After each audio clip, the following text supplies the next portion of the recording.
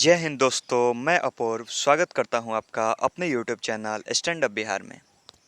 आज हम बात करने वाले हैं इंडियन कोस्ट गार्ड वैकेंसी 2021 के बारे में।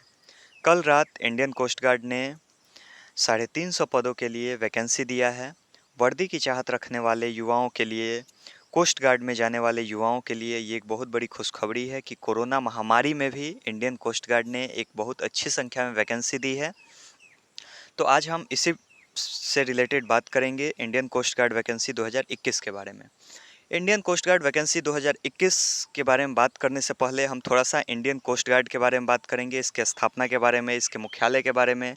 क्योंकि अक्सर हम देखते हैं कोई रेलवे में है, बैंक में है, एसएससी में है, लेकिन उस विभाग का, उस डिपार्टमेंट का उनको बेसिक जानकारी नहीं होता है। तो इसलिए आप कोई फॉर्म भर रहे हैं या उस चीज़ में जाने का आप लक्ष्य रखते हैं, तो उसके पहले आपको उसका कुछ बेसिक चीज़ जानना ज़रूरी होता है। आइए जानते हैं इंडियन कोस्ट गार्ड के बारे में। इंडियन कोस्ट गार्ड, जिसको भारतीय तटरक्षक बल कहते हैं, इसकी स्थापना 1978 यानी 1978 में तटरक्षक अधिनियम 1978 के तहत हुई, जिसका मुख्यालय नई दिल्ली में है। इसका मोटो है वी प्रोटेक्ट यानी वयम रक्षम। इसका स्थापना दिवस 1 फरवरी को मनाया जाता है। और भारतीय तटरक्षक बल यानी इंडियन कोस्ट गार्ड बनाने का जो उद्देश्य था, वो था भारतीय समुद्र की सुरक्षा करने के उद्देश्य से बनाया गया था। इसके जो वर्तमान में महानिदेशक हैं, प्रमुख हैं, इंडियन कोस्ट गार्ड चीफ हैं, भारतीय तटरक्षक प्रमुख हैं, महानिदेशक हैं, वो हैं कृष्णा स्वामी नटराजन। अब आइए बात करते हैं इंडियन कोस्ट गार्ड वैकेंसी 2021 के बारे में। इंडियन कोस्ट गार्ड वैकेंसी 2021 के इम्पॉर्टेंट डेट्स की अगर बात करें, तो यहाँ जो आपका ऑनलाइन एप्लीकेशन स्टार्ट हो रहा है वो 2 जुलाई 2021 से हो रहा है। और last date of online form है 16 जुलाई, यानी 2 जुलाई 2021 से आप फॉर्म भरना शुरू कर सकते हैं और 16 जुलाई 2021 तक आप लास्ट फॉर्म भर सकते हैं। उसके बाद आप फॉर्म नहीं भर सकते हैं। तो अगर आप इंडियन कोस्ट गार्ड में जाना चाहते हैं, इंडियन कोस्ट गार्ड का फॉर्म भरना चाहते हैं, तो आप 16 जुलाई का इंतज़ार मत करिए। लास्ट टाइम में सर्वर प्रॉब्लम होने लगता है। आप 2 जुलाई के बाद कभी भी 10 जुलाई के पहले अपना फॉर्म फिल कर दीजिए। अब आइए बात करते हैं पोस्ट की, कि आखिर इंडियन कोस्ट गार्ड ने किस किस पोस्ट के लिए वैकेंसी जारी की है। तो आप देखेंगे कि यहाँ इंडियन कोस्ट गार्ड ने 3 पोस्ट के लिए जो है वैकेंसी जारी की है। सबसे पहला जो है आपका नाविक जीडी है, जनरल ड्यूटी, जो सिपाही होता है, जैसे आर्मी में होता है जनरल ड्यूटी, जीडी का फॉर्म आता है। उसके बाद होता है नाविक डीवी, डोमेस्टिक ब्रांच, जैसे आपको एयरफोर्स में नॉन टेक्निक वाई ग्रुप वालों का होता है नॉन टेक्निकल का, कि उनको ग्राउंड ड्यूटी में रखा जाता है, वैसे ही ये है डोमेस्टिक ब्रांच। और तीसरा है यांत्रिक, जैसे टेक्निकल काम, जैसे मशीनरी से जुड़ा जितना काम होगा उन लोग उसको जो है यांत्रिक करते हैं। तो यहाँ जो नाविक जीडी का है 260 सीट जो है आया है, वैकेंसी आया है 260 सीटों के लिए। नाविक डीवी का जो है 50 सीट आया है और यांत्रिक का 40 सीट आया है। यानी कुल मिलाकर टोटल सीट ऑफ वैकेंसी जो है 350 है। 350 पदों पे आपकी बहाली होनी है। अब आइए बात करते हैं इंडियन कोस्ट गार्ड वैकेंसी 2021 के एलिजिबिलिटी क्राइटेरिया की, योग्यता की। यहाँ जो नाविक जीडी के लिए योग्यता रखा गया है, 12th with math and physics रखा गया है। यानी 12वीं में मैथ और फिजिक्स के साथ अगर आपका 12वीं है तो आप नाविक जीडी के लिए फॉर्म भर सकते हैं। वहीं नाविक डीवी की बात करें, डोमेस्टिक ब्रांच की बात करें, तो आपके पास 10th होना चाहिए। यांत्रिक की बात करें तो 10th के साथ साथ आपके पास डिप्लोमा इंजीनियरिंग इन 3 स्ट्रीम में, मैकेनिकल में, इलेक्ट्रॉनिक्स में और टेलीकम्युनिकेशन में, ये 3 में आपके पास डिप्लोमा इंजीनियरिंग होना चाहिए। आशा करते हैं आप समझ गए होंगे। फिर से एक बार समझा देता हूँ। नाविक जीडी के लिए आपके पास जो है इंटर होना चाहिए, जिसमें मैथ और फिजिक्स 2 विषय के रूप में होने चाहिए। अगर नाविक डोमेस्टिक ब्रांच की बात करें तो नॉर्मली आपके पास 10th होना चाहिए। वहीं अगर यांत्रिक की बात करें तो आपके पास 10th और साथ में डिप्लोमा इंजीनियरिंग मैकेनिकल, इलेक्ट्रॉनिक्स और टेलीकम्युनिकेशन के साथ होना चाहिए। अब आइए बात करते हैं एज क्राइटेरिया की। इंडियन कोस्ट गार्ड वैकेंसी 2021 में जो एज क्राइटेरिया रखा गया है वो मिनिमम 18 साल रखा गया है और मैक्सिमम 22 साल रखा गया है।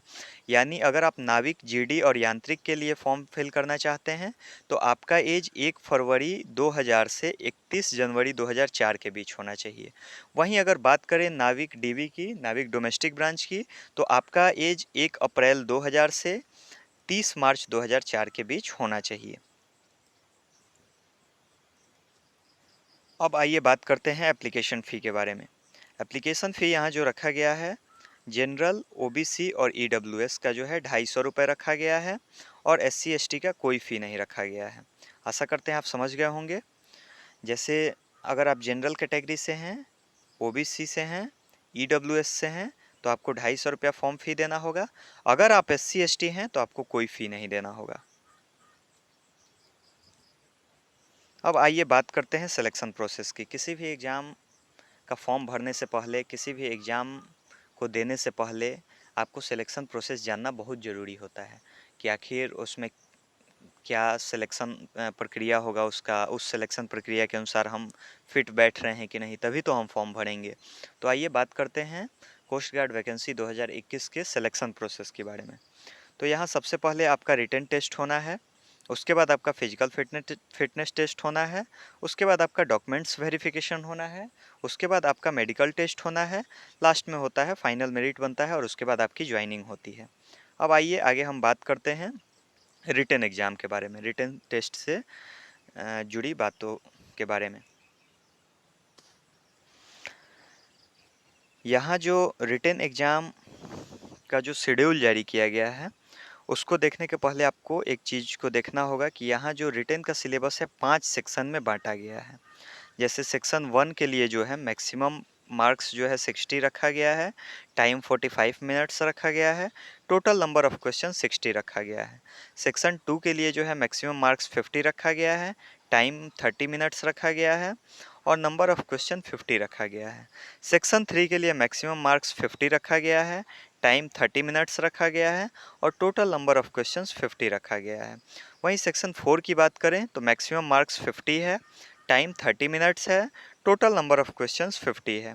सेक्शन 5 की बात करें तो मैक्सिमम मार्क्स 50 है, टाइम 30 मिनट्स है, टोटल नंबर ऑफ क्वेश्चन 50 है।